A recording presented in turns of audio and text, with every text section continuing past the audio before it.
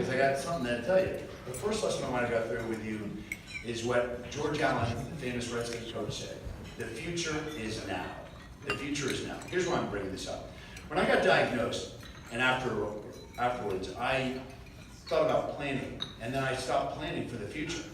That's the downside. But here's the upside. I stopped planning for the future.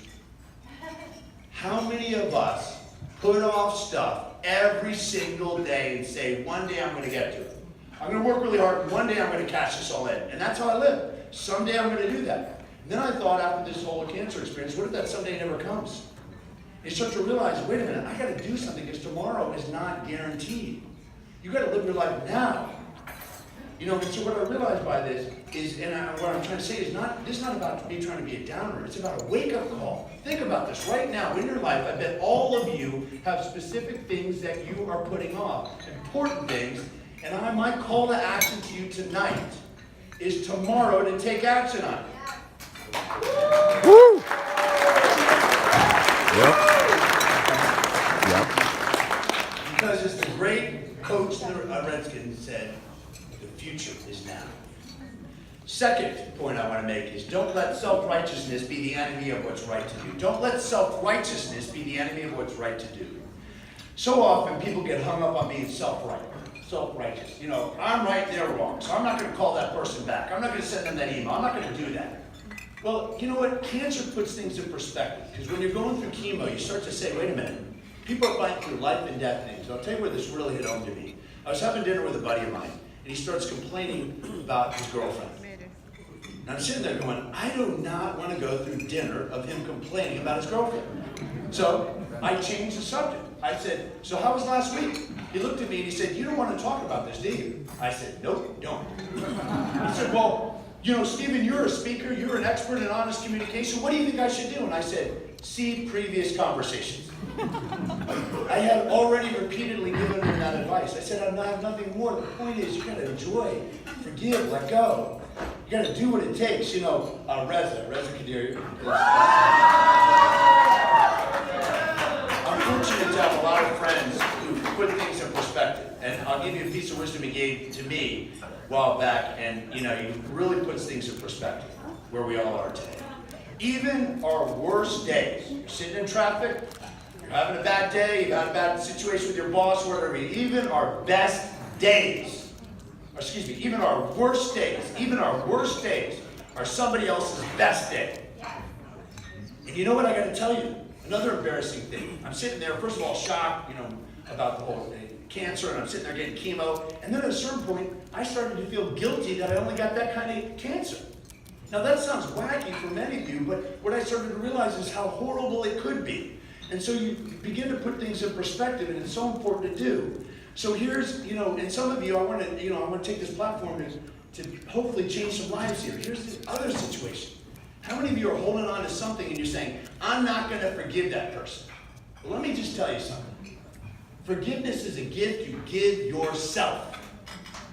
And anytime any one of us ever walks down the path and we say, I cannot forgive, remember about Nelson Mandela. Nelson Mandela was in prison for 27 years of his life. He's walking out of the prison. Supposedly the story goes, Tom Brokaw is interviewing him, and he said, aren't you mad? Aren't you going to be staying mad? How can you let these people off the hook?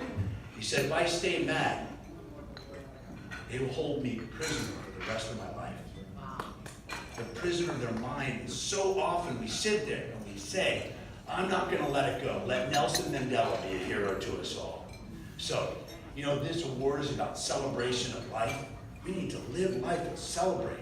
And if we're being self-righteous, let go of it and do the right thing. Yes, Steve. Number 3, be in search of love. Love is the greatest emotion in the world. Love is what unifies us. We share more in common than we do not. And you know, when you think about it, I have never met somebody ever in my life who's in love and unhappy. You just don't meet it. No one says, I'm really in love and I'm unhappy. So you really begin to think, maybe the Beatles had it right. All we need is love. Now you might say, well, that's a little bit, you know, Pollyanna, and maybe so. But here's what I do want to say. It's about loving your life. We're in the last days I'm getting intravenous chemo. And those of you who are hopefully fortunate you don't have to go through something like that. But when you get chemo, obviously it's really tough and all that stuff, but it's also boring. I mean, you're just sitting there. I was kind of bored. So I don't know what to do. So patients would come in and out. And one day, a patient came in. This is one of the last days I'm getting intravenous chemo. And the guy walks in. I say, you know, what I had said to many cancer patients, I said, you know, what kind of cancer do you have? And he said, pancreatic cancer. Which to many of you know, it's the opposite of the spectrum. It's a death sentence. And I said, oh, I'm so sorry. And then he looked at me. I'll never forget this. And he said, I was 1 year away from retirement. Oh my gosh. Then he blew me away with this line. He said, at least I love my job. I thought about all the people that I encounter in life that people say it's just a job. My job is not my life. You know, if you live a normal, healthy life, you will have spent more time with the people that you work with than every other group of people. So this is not about we have to love only our job. You got to love your life. This award maybe can be even renamed called Love Your Life Award. The point is we got to do what it takes to bring more love and make sure you love your life, because this is it. And the fourth.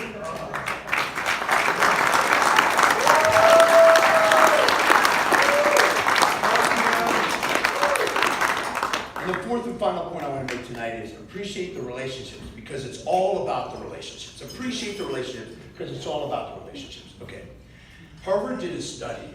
They followed a group of men for 74 years. I don't know if you know this. They followed a group of men for 74 years. Can you imagine? Not easy to do. And they found out the key to longevity and happiness was all about relationships. It's all about relationships. So let me connect this for a moment. First of all, I want to address something. You know, people say, aren't you thankful you had cancer? No, I'm not. I'm not thankful I had cancer. I'm not. Wouldn't wish it upon my enemies. Well, maybe that North Korean dictator, right? But here's what I learned from that experience, among all the other things I've shared. Life is about relationships, and it's about appreciating the relationship. So you might be saying, and some of you know this, how can you tell a good friend? Well, I'm going to let you know what I've already started to share with people. Some of you have already heard me say this. You can define good friendships, not during the good times. Everybody wants to be part of the party. But you can define good friends by the people who are there during the tough times. Because that clears away who you really can count on. So, when you get diagnosed with cancer, you quickly realize it's the supporting cast. It's your doctor, it's the nurses, it's the hospital staff. It's all those people, but it's also your friends, your family, and your loved ones. And here's what I didn't realize until I went through this. You know who has the toughest time? All the attention, a lot of it is on us. We're the patients.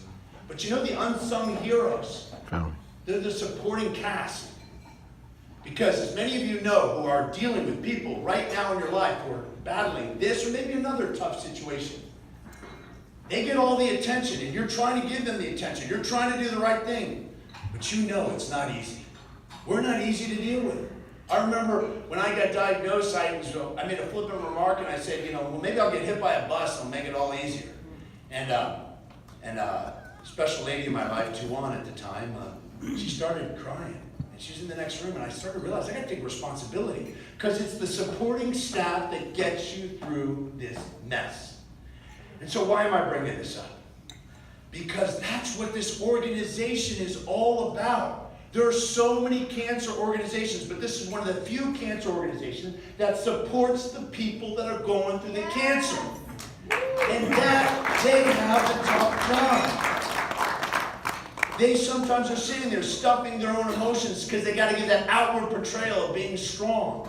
So I want to call attention on a couple of people. First of all, someone in my life who, besides my parents being here, please raise your hand. I know they don't like to be acknowledged.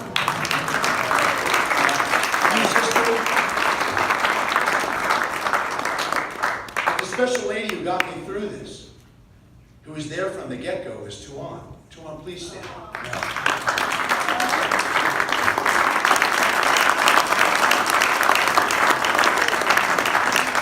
I felt so connected to her, we actually got married. We did get divorced, and that's all I'm not sure. I was thinking about, I'm not going to say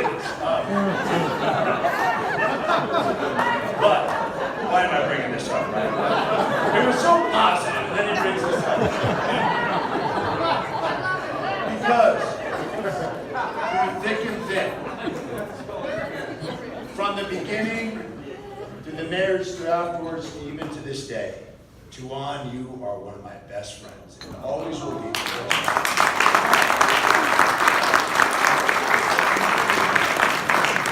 As a professional speaker, we can't leave the moment without trying to do some kind of cliches thing. So I found out there are 3 L's with friendships. 3 L's. You remember this? You can always tell. Good time, good friends. There's 3, when you think about your best friend or a good friend, they have 3 things. Loyalty, love, and laughter. Loyalty is about watching your back. When I found out I got this award, I invited a lot of my key friends. Some of them couldn't make it, but if you're one of my friends who I invited, please stand up. You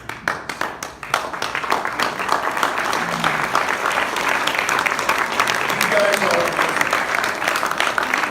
and I'm very much appreciative that you're here. And I want to call out a few other people. So I shared about Tuan, shared something about Justin, but I got something else to say about Justin. Justin is a doctor, and so when I got diagnosed, as a professional speaker, energy and chemo don't really mix. So he began to do his own research, and he found out about a drug that actually was given to fighter pilots. It's called Nuvigil. And you know what? That drug that I was able to get, my oncologist didn't even really know about it. I informed my oncologist. I ended up taking it, and it allowed me to give the speeches and keep doing the job I had to do. So it wasn't for you, Justin. This was I don't under know your what would chair.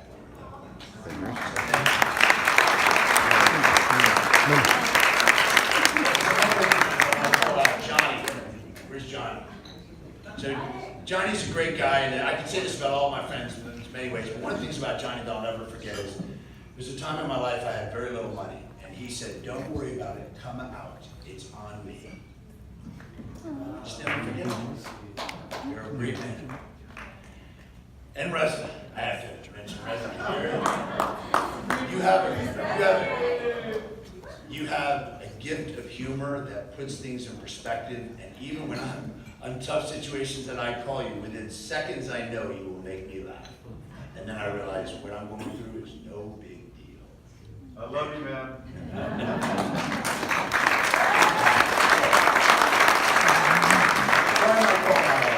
Why am I going through this? Because look around, folks. Many of you are here because of a relationship with someone.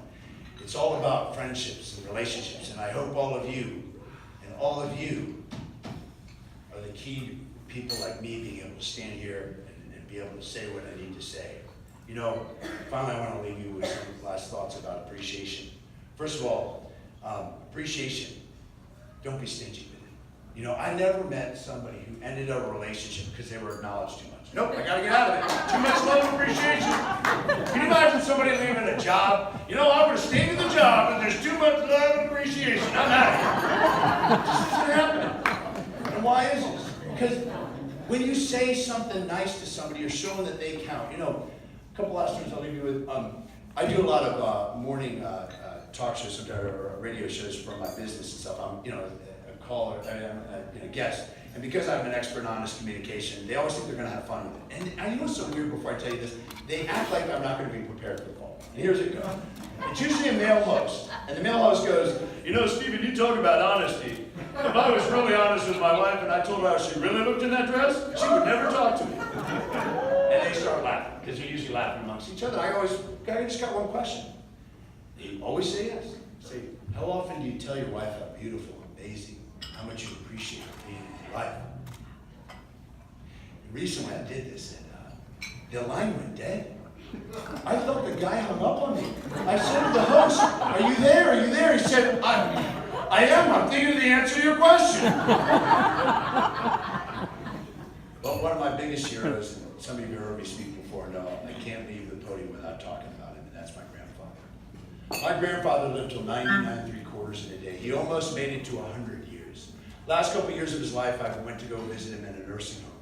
I go visit him in the nursing home, and this nurse who had seen me often go up there, she said, when I went up to go see him again, she said, "I want to tell you something. Can you come here?" And I said, "Okay." She said, "I want you to know he's a great man." I said, "I'm honored that you say that, but as you say that?" She was filled with compliments, but the thing I'll never forget that she said, she looked at me and she said, "He's one of the only people here who says thank you." I thought 2 simple words and even she, a nurse, is starving to hear it. So to all of you who came to support people like myself and this organization committed to making a difference, my last and final words to you is thank you.